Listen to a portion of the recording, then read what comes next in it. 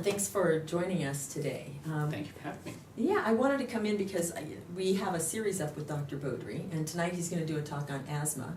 And so he let me know that you're somebody who started here because of asthma, correct? Yes, I started here because of you. Yeah, we ran into each other in the office, didn't we? Yes, and I happened to, before coming here, so I've lived in Colorado for 7 years, and 6 years ago I started developing really bad asthma. I had it as a child.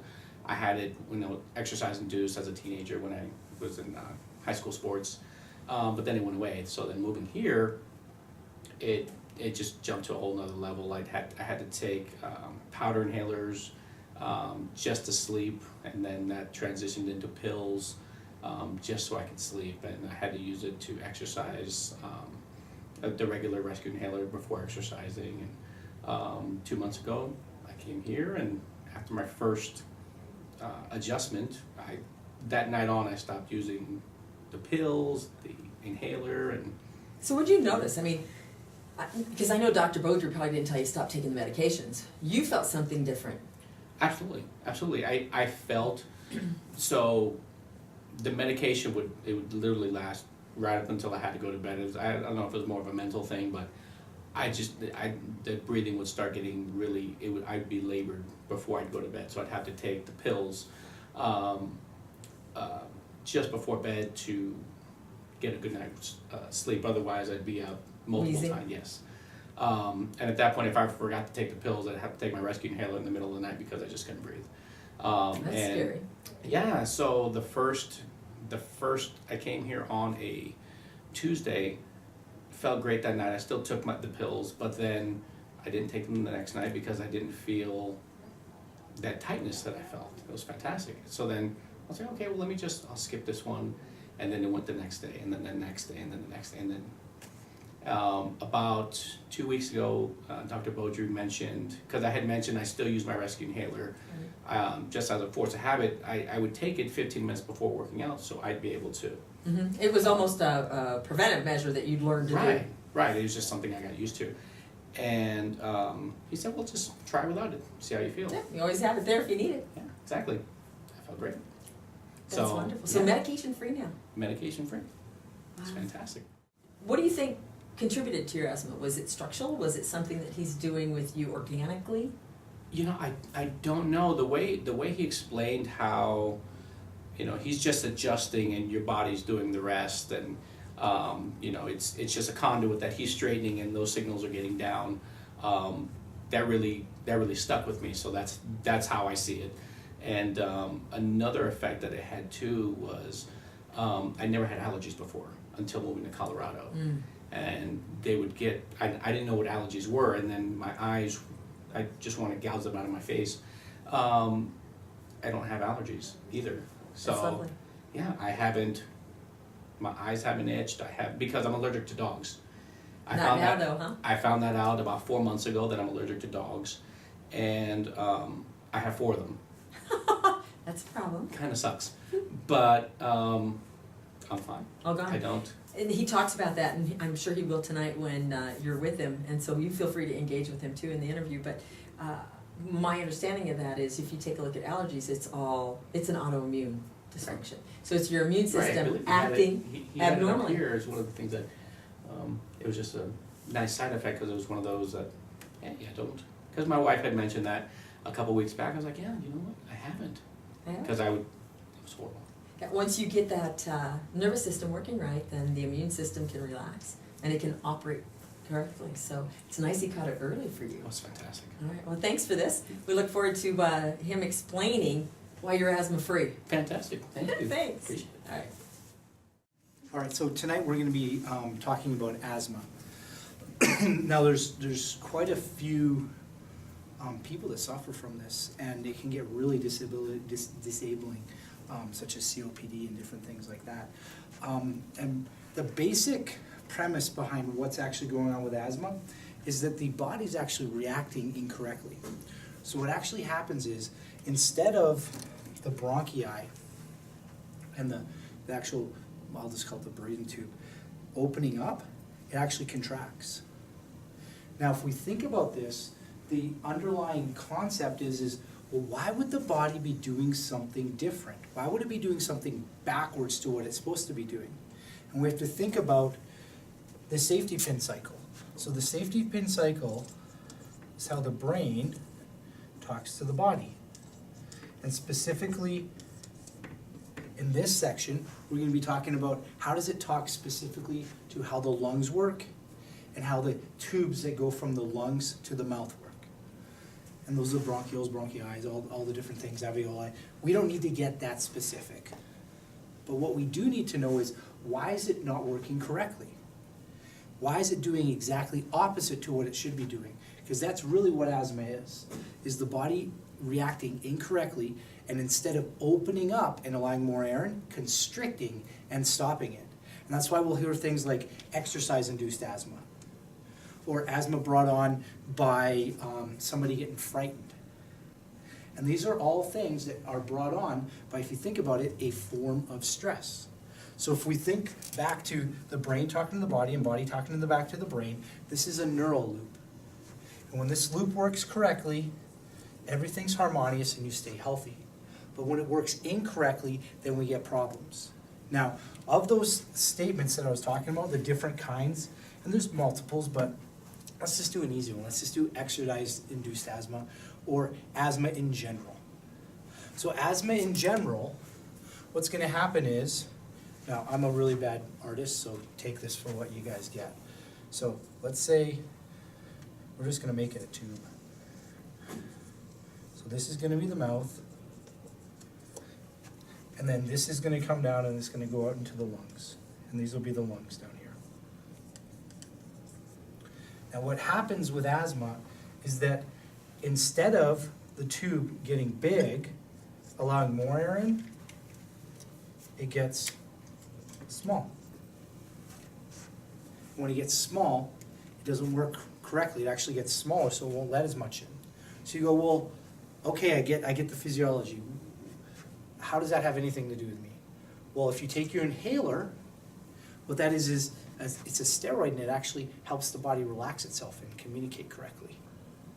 So it'll actually help it to relax and chill out. So because it's a corticosteroid, and when you put cortisone in there, it actually causes things to relax and numb. So what happens here is this. This is not working right, so it's getting small instead of big. So we have to think about this. What is actually controlling this? It's not just random. The brain's controlling this. So we have the brain here talking down, and it's not working right. So we want it to work right. If this communication signal is off, that's where the problem comes from. So let's think about what's causing the issue. We're putting our body under stress, emotional, physical, or chemical, and then we see an asthma attack. And we've seen this. The child gets stressed at school, asthma attack, emotional. The person's running, physical. Maybe they're exposed to some sort of chemical and they'll all have the same thing. So what it is a reaction by the body that is not correct. So the stress is causing the frequency from the brain to the actual bronchi, or the communication pathway, to not work correctly. And instead of the body going, we need more oxygen, open up, it goes, we need more oxygen, let's close down. So it's actually doing the exact opposite. And that's why you're having the asthma attack, because you can't get everything in. So the problem is not the actual muscle. The muscle is the symptom of what the brain is doing. The brain, in its stress state, has learned that through a stress reaction, so what happens is the body will get really stressed out, it'll get stuck into what's called a beta state, or a high brain function state, and then it won't communicate correctly. So what happens is, let's say 1 is not what we want to see, and 2 is what we want to see. Now the reason I'm making these numbers is the way the brain communicates is in frequencies. So it actually communicates in hertz frequencies. So instead of it communicating 2, it's communicating, say, 1.1.5, because it's not communicating correctly, because it's actually short-circuited or made an improper communication pathway. So what we want to do is break this bad loop. And in breaking that bad loop, the body will actually do a reboot, just like a computer, and go, let's check everything. Is that right? No, it isn't. Let's make it right. And that's that innate intelligence, or the intelligence of the body, that will actually take care of it. So the reason why I've had certain patients where within under a month their asthma can go away is because this loop isn't as ingrained. The longer you've had it, the more you ingrain the loop and the longer it will take. So what happens is, when we adjust it, the adjustment is actually a pattern interrupt. They go, well, is there a specific area? And I'm sorry to tell you, no, it's not that simple. It's the brain itself producing the improper signal, and you have to break the loop. So it's kind of like if you've ever seen somebody who's hysterical, and in the old movies they used to do that, and they'd smack them in the head, and they'd stop instantly. That's because that actually stops them from going too much into their frontal cortex and going too much stress, and puts them into a stop, and instantly it stops them from going down that loop. That's exactly what the adjustment does. It stops the loop of dysfunction and the contraction, and then the body goes, okay, what are we supposed to do? Because ultimately, the body's the one that heals itself. So it goes, stop, think of what you're supposed to do. And then the brain goes, okay, let's just make it work this way. Because inherently ingrained in each person is the right function. You're supposed to function correctly. So the pattern interrupt breaks the cycle, and then what happens is the brain will communicate correctly. Now what happens though is we have to keep stimulating this new way of communicating. And if we don't, through an adjustment or neurofeedback or different things like that, then it's very easy for the person to start going back into the old loop that may have more neural programming. Now how this works simplistically is, and I showed people with the ball, is let's say the brain is here, and this is a neuron. It comes down and is communicating here. And there's another neuron that hasn't been made yet. So when we adjust you, it actually causes neurulation, or neurons to grow. Now this isn't exactly how it works, but I'm making it simple for you guys. So the brain will either talk incorrectly or correctly to the specific organ, muscle, or gland. When we adjust you, we actually stimulate this new way of growing. Now on the outside, when nerves communicate together, there's a thing called neural growth factor. And what this means is its ability to grow is dependent on how the nerves communicate. So if the nerves communicate, they get more nerve growth factor. If they don't, they die. That's why you can remember something and study all night and know it and then forget it in a day or two. Because you've made a short-term connection, but you don't continually reuse it, so that nerve growth factor doesn't go there, and then that nerve dies. And this is called neuroplasticity. So what happens is we adjust you, we stimulate it, and then this nerve that's been making you sick starts to die, and this one gets stronger. And eventually it will actually pull off and completely die. That's when your problem, AKA, or whatever you have, is gone. But if it flips back, that's when your problem will kick back over. So it really is based on how quickly your nerves change their ability or adapt to the new way of firing. And that's why when you do neurological base care, you're actually changing the neural communication and making old pathways die and new pathways live. That's the goal to keeping the body healthy. So the goal is make the brain talk, communicate correctly, then you heal. But if you get stuck into a stress loop, which means every time, we'll do exercise because it's easy. Every time I exercise, I get asthma. Your body's learned to either under or overreact because of a specific reaction, and that causes them to get sick. I have one patient, and he said as soon as he moved here, he started getting asthma. And it's because of the altitude, they told him. And I go, okay, if that's true, then why doesn't everybody have asthma when they move here? Well, it's the one person's inability to adapt, where the other people can. So what we need to do with that person is we change the pathway. And if they'd only been here for a short period of time, it's easier to change the pathway. But if the pathway still gets firing every once in a while, then it's real easy for the brain to go down whatever pathway has the stronger pull. So I relate it to like a river. So if you have a one way of being that you've been for 40 years, like the Colorado River, and then you want to divert it, it's not going to divert very quickly. is you gotta literally dam it and change it, and that's that neural growth factor coming in there. So when you change it and eventually divert it, that's when everything changes. The problem in our country is that when people's symptoms go away, that's when both nerves are firing at equal. Because they'll go 1, 1, 1, 1. And so this one says disease, and this one is the healthy reaction. The symptom goes away because you're at 50%. It's not making you stay there. It'll go bad but then good, bad but then good. The key is to get the good one going so much that then this one doesn't get any more growth factor, and then this one literally shrivels and dies, and then this is the only way of being. That's when you have a quantum change in your life, in your health. If it ever comes back, it means this old pathway is still productive. So the takeaway from this, and I know I went into a lot of neurology and so forth, but the takeaway is this, is that the reason why you're getting this is because your body is reacting to a stress, and the stress is causing you to overreact, thus causing your lungs to constrict. Simplistically, if you do the adjustment, it'll pattern interrupt. But then if you change and train the adjustment to stay that way, then your body will heal. Do you guys have any questions? Do you find that it's works, I don't know if better's the word, but if somebody comes in while they're in an asthma attack where you can do pattern Best interrupt? time ever. Best time ever to adjust somebody is when they're in the dysfunction of whatever it is. And it's basically the same as that smack in the head that takes that person out of hysteria.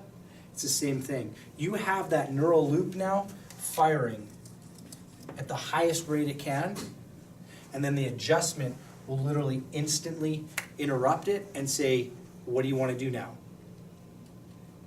And that's why we can have people come in and you can literally take them instantly from being in chronic pain and make it go away, and like just like that, or depression, anxiety, and different things like that. But it just depends on how rooted that loop is, because that pattern interrupt, simplistically, is a change of brainwave.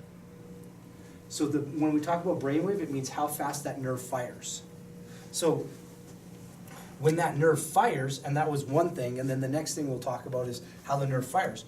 So if this nerve is firing, and it's firing at a high frequency of beta, which is from 12 to 39 hertz, that's where you feel disease, or that's where you make disease, and that's where you can actually feel pain. So guess what drugs do? They change your brain into an alpha or a theta or a delta state, and then it's impossible to feel pain because the nerves can't fire fast enough to make you perceive pain. That's exactly how opioids make. That's how they work. So if you can train the brain to come down calm itself naturally, then you're okay. That's how hypnosis works. Is you just train the brain that you're not going to fire at this high frequency, then you don't have problems. But that's why people who are on opiates go, I feel so out of it and groggy. That's because your brain is not working at a state where you can cognitively be aware. That's why you have those side effects. Does that make sense? So the goal is to get and the problem with taking systemic drugs, or a drug that will go through the whole body, is it affects the whole brain. It doesn't affect just the one area where the problem is. It affects everything, so you calm down everything. And yes, your pain is gone, but now you can't function. That's why I say when you're taking this, don't operate heavy machinery. Different things like that, because you're literally turning off the conscious ability to react correctly. Any other questions? No? Awesome.